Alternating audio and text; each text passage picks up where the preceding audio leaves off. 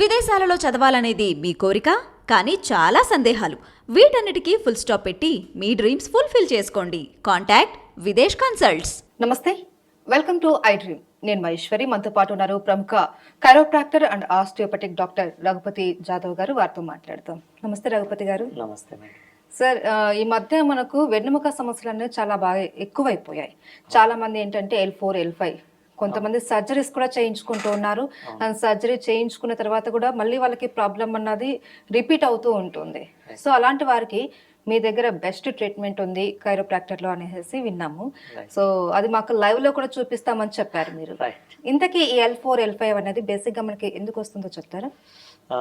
L4, L5 and L5S1 సమస్యలు ఏంటి అంటే మేడం, ఈ బ్యాక్కి సంబంధించిన సమస్యలు అనేది ఈ కండరాలు మా స్పైన్ చుట్టూ ఉండే కండరాలు ఏవైతే ఉంటాయో అవి బలహీన పడిపోవడం, అండ్ వాటి వల్ల స్పైన్ మీద ఒత్తిడి ఎక్కువ గురి అవ్వడం, వాటి వల్ల మనకు L4, L5 కావచ్చు, L5S1 కావచ్చు, ఈ బ్యాక్కి సంబంధించిన సమస్యలు అనేటివి ఎక్కువ వస్తూ ఉంటాయి. సో స్పైన్ మీద ఒత్తిడి ఎక్కువ గురవ్వడం, దానివల్ల డిస్క్లో స్పేస్ రిడ్యూస్ అయిపోవడం, కొన్నిసార్లు డిస్క్ బల్జ్ అయిపోవడం, అవి నర్వ్ రూట్ని ఇన్పించేయడం, అంటే ఒత్తిడికి గురి చేయడం, వీటి వల్ల ఇవి వస్తూ ఉంటాయి. ఇవి సాధారణంగా ఏంటి అంటే లైఫ్ స్టైల్ చేంజెస్ అంటాము. అంటే సరైన ఎక్సర్సైజెస్ లేకపోవడం, పర్టికులర్గా ఏంటి అంటే వీటికి సంబంధించినంత వరకు ఎక్కువ డ్రైవింగ్ కావచ్చు, లాంగ్ టర్మ్ సిట్టింగ్ కావచ్చు. సో ఇలా ఉండే వాళ్ళకు అంటే లాంగ్ టైం స్టాండింగ్ కూడా కావచ్చు. చాలా వరకు ఇవాళ కొన్ని సందర్భాల్లో చూసుకుంటే హౌస్ వైఫ్స్ చాలా వరకు కిచెన్లో ఎక్కువసేపు గడుపుతారు, ఎక్కువగా నిలబడడం. అంటే కుకింగ్ కంప్లీట్ అయ్యే వరకు మనం చూస్తే వాళ్ళు కిచెన్లోనే ఉంటారు. అంటే ఆ గ్యాప్లో కూడా స్ట్రెయిన్ తీసుకోకుండా కూర్చోవడం అది అలవాటు. అంటే ప్రతి ఒక్కరికి అది అలవాటు అయిపోయింది, ఎక్కువసేపు నిలబడడం. ఇవి కూడా ఈ వెన్నెముక సమస్యలకు ప్రధాన కారణాలు. ఏదైనా సరే ఎక్కువసేపు కూర్చోవడం కావచ్చు, ఎక్కువ నిలబడడం కావచ్చు, రెండిట్లోనూ ఇబ్బందులు ఉంటాయి. ఒకే పొజిషన్ అనేది లాంగ్ టర్మ్ లో ఉండకూడదు. ఇప్పుడు కొంతవరకు చూసుకుంటే మనం ఈ డెస్క్ వర్క్స్ సంబంధించినంత వరకు చూసుకుంటే ఐటీ ఫీల్డ్ లో గ్యాప్ లేకుండా గంటల తరబడి కూర్చోవడం, వాటి మీద వెన్నెముక మీద ఒత్తిడి పడడం, దాంతో డిస్క్ బల్జులు కానివ్వండి, herniation, disc prolapse, slip disc, ఇలాంటి సమస్యలు అనేటివి వస్తూ ఉంటాయి. సాధారణంగా డ్రైవింగ్ కావచ్చు, డ్రైవింగ్ ఫీల్డ్లో ఉన్న వాళ్ళకి కూడా చాలా ఎక్కువ వస్తాయి. ఈ ప్రతి దానికి ఏంటి అంటే మనం దీనికి సంబంధించిన సరైన అవగాహన లేకపోవడం, అండ్ దీనికి సంబంధించిన వ్యాయామాలు చేయకపోవడం. సో ఇవి మేజర్ రీజన్స్ అండి. ఇవి ప్రతి ఒక్కటి కూడా లైఫ్ స్టైల్ చేంజెస్. ఇవి ప్రతి ఒక్కరికి ఉండవు మళ్ళీ. సో వాళ్ళ లైఫ్ స్టైల్ని బట్టి చేంజెస్ వస్తూ ఉంటాయి. అలా అని ప్రతి ఒక్కరికి రావాలని కూడా లేదు. అండ్ ఈ మధ్య కాలంలో ఈ స్పైన్ కి సంబంధించి చాలా వరకు సర్జరీస్ ఎక్కువైపోయాయి. కొంతమందికి సర్జరీ చేసుకున్న తర్వాత కూడా మళ్ళీ ప్రాబ్లం రిపీట్ అవుతూ ఉంటాయి. సో ఇలా ఎందుకు అవుతాయి? మళ్ళీ ఒకసారి సర్జరీ అయిన తర్వాత క్యూర్ అవ్వాలి కదా. అంటే ప్రతి సర్జరీలోనూ అలా అని చెప్పలేమమ్మా.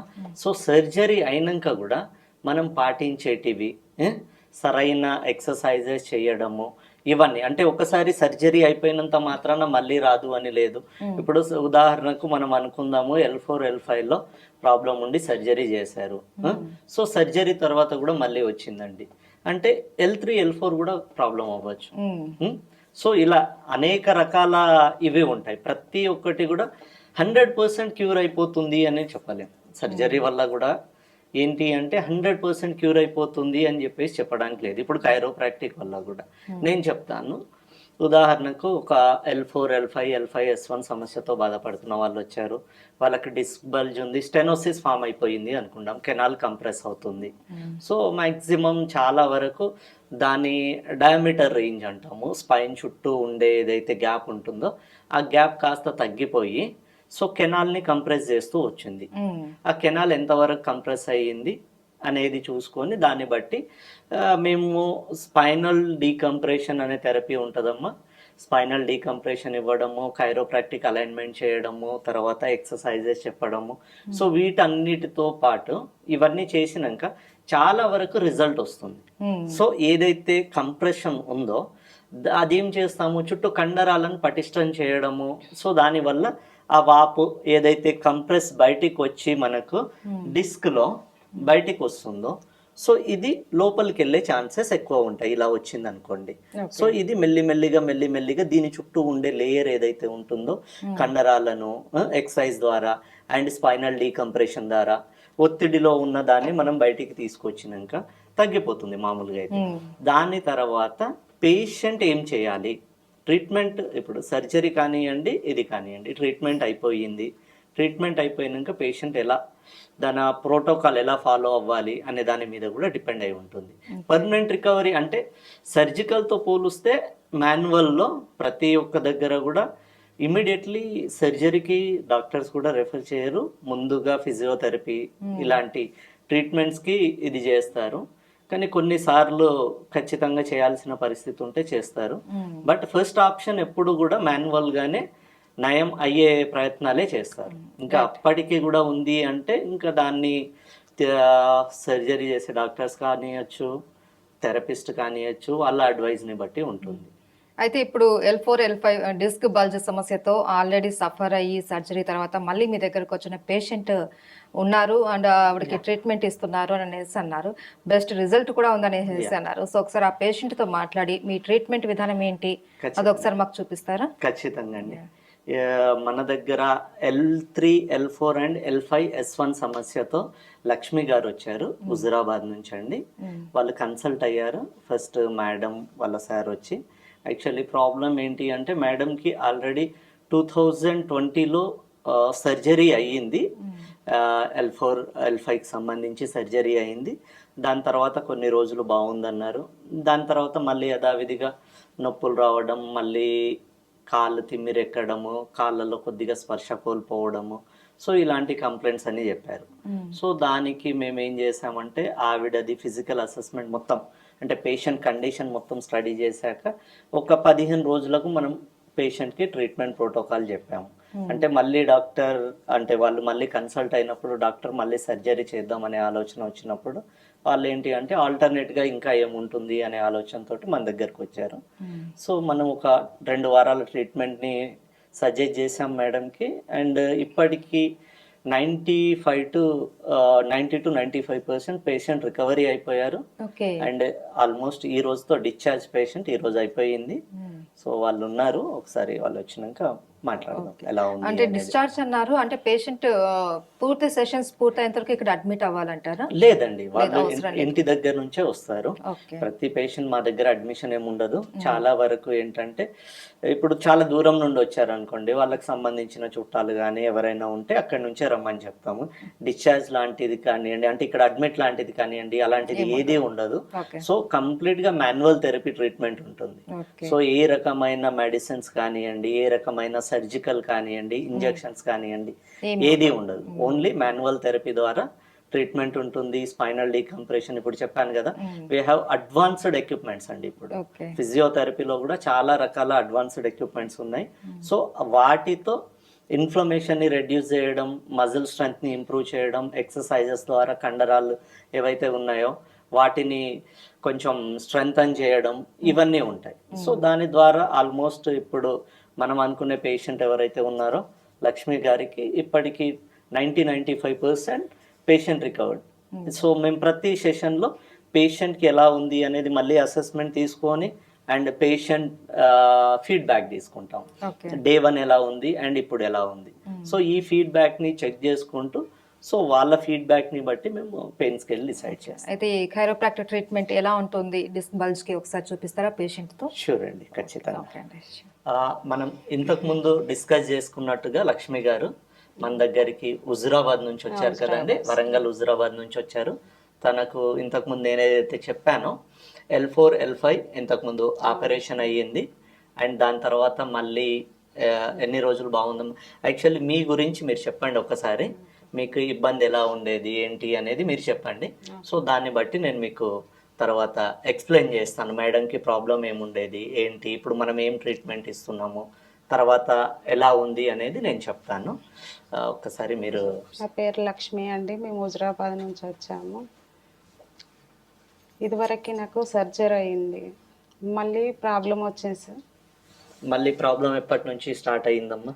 మీకు ఫస్ట్ సర్జరీ అయింది, ఫస్ట్ ఇలాగే నొప్పి ఉంది అని చెప్పేసి కాళ్ళు లాగడము అనిపించింది సార్. ఫస్ట్ సర్జరీ తర్వాత బాగుండింది. బాగుంది. ఎన్ని రోజుల వరకు బాగుందమ్మా? ఒక 1 year వరకు 1 year వరకు కొంచెం బాగుంది. దాని తర్వాత మళ్ళీ స్టార్ట్ అవ్వడం జరిగింది. స్టార్ట్ అయింది. ఓకే. సో దాని తర్వాత అంటే సివియారిటీ ఎలా ఉందమ్మా?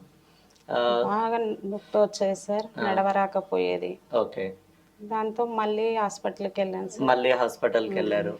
సో హాస్పిటల్కి వెళ్తే మీకు మళ్ళీ ఎంఆర్ఐ స్కానింగ్ తీసి ఓకే ఇట్లా మళ్ళీ డిస్క్ ప్రాబ్లం వచ్చింది, ఓకే మళ్ళీ సర్జరీ చేసి మళ్ళీ స్క్రూ వేయాలి అని చెప్పారు సార్. సో ఈసారి ఇంతకు ముందు ఏంటి అంటే స్క్రూ లేకుండా మీకు సర్జరీ చేశారు, అండ్ దాని తర్వాత మళ్ళీ మీకు నొప్పి రావడం జరిగింది, మళ్ళీ వెళ్ళడం తర్వాత ఏం చెప్పారంటే ఈసారి మళ్ళీ సర్జరీ చేయాలి కానీ స్క్రూస్ ఫిక్స్ చేయాలి అని చెప్పారు, ప్లేట్ పెట్టి స్క్రూస్ ఫిక్స్ చేయాలి అని చెప్పారు, అంతేనా? అంతే సార్. ఓకే. ఇది మీకు ఎలా తెలిసిందమ్మా ట్రీట్మెంట్ గురించి?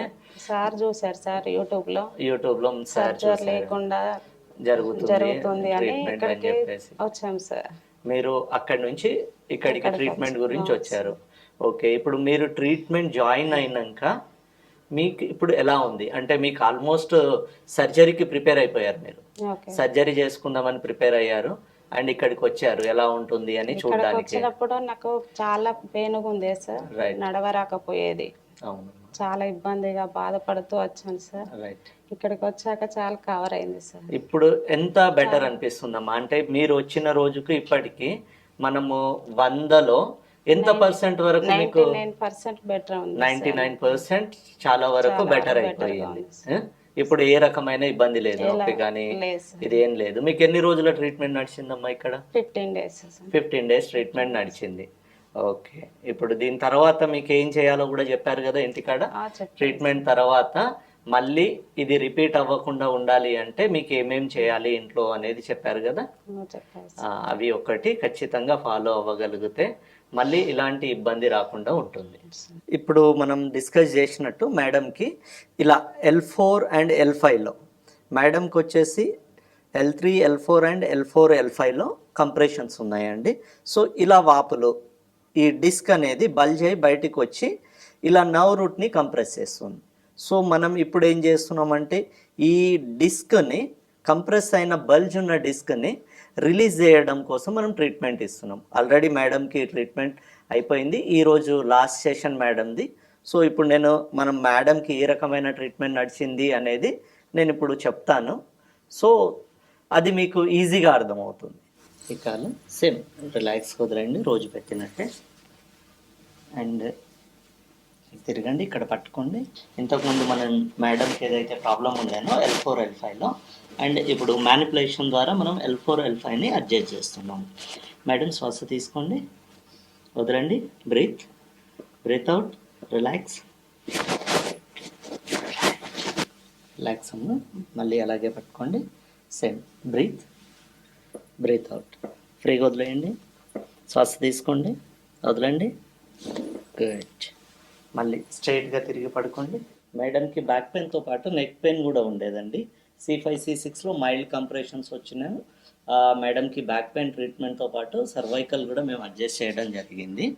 సో ఇప్పుడు నేను వచ్చేసి C5, C6 మ్యానిపులేషన్ చేస్తున్నాండి.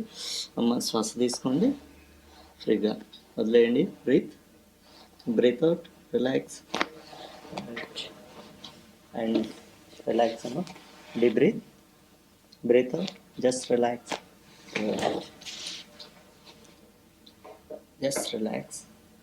గుడ్. కూర్చోండి అమ్మ, ఒకవైపు తిరిగి లేవండి, రైట్. జస్ట్ రిలాక్స్ అమ్మ, breathe out, just relax. Okay. Hi అండి. ఇంతకుముందు మనం అనుకున్నట్టుగా మేడం గారికి L4, L5 and L5S1 and cervical issue మైల్డ్గా ఇప్పుడే స్టార్ట్ అయింది. దానికి కూడా మనం ఇప్పుడు ట్రీట్మెంట్ ఇచ్చేసాము. ఈ రోజుతో 2 weeks ట్రీట్మెంట్ ప్రోటోకాల్ మేడంది ఫినిష్ అయిపోయింది. అండ్ ఈ కంప్లీట్ ట్రీట్మెంట్ ఇక్కడ అయిపోయినాక ఈ రోజు నుండి మేడంకి ఇప్పుడు ఎలా ఉంది అంటే వచ్చినప్పుడు ఎలా ఉంది, ఇప్పుడు ఎలా ఉంది అనేది ఒకసారి మేడం చెప్తారు, చూద్దాం. నా పేరు లక్ష్మి అండి, మాది హుజురాబాద్. ఆల్రెడీ నాకు సర్జరీ అయిందండి. మళ్ళీ పెయిన్ వస్తే మళ్ళీ హాస్పిటల్కి వెళ్ళాను. మళ్ళీ సర్జరీ చేసి క్లిప్స్ వేస్తానన్నారు సార్. సర్జరీ లేకుండా సార్ దగ్గర ట్రీట్మెంట్ తీసుకుందామని వచ్చాం సార్ యూట్యూబ్లో చూసి. ఇక్కడికి వచ్చాక సార్ ట్రీట్మెంట్ చాలా బాగుంది సార్. సర్జరీ లేకుండా చేశారు. ఇక్కడ ఎక్సర్సైజులు కానీ లోపల ట్రీట్మెంట్ కానీ చాలా బాగున్నాయి సార్. మీకు ఇప్పుడు వచ్చినప్పుడు ఎలా ఉంది, ఇప్పుడు ఎలా ఉందమ్మా? ఈ రోజుతో లాస్ట్ చాలా సెషన్ కదా మీది? ఇబ్బందిగా వచ్చాను సార్ నేను. ఈ రోజు లాస్ట్ సెక్షన్ సార్ నాది. ఆ. నేను వచ్చేటప్పుడు చాలా బాధగా వచ్చాను సార్. ఇప్పుడు చాలా సంతోషంగా ఉన్నాను సార్. ఎంత వరకు తగ్గిందమ్మా ఇప్పుడు మీకు? 99% తగ్గింది. 99% తగ్గిపోయింది. ఓకే.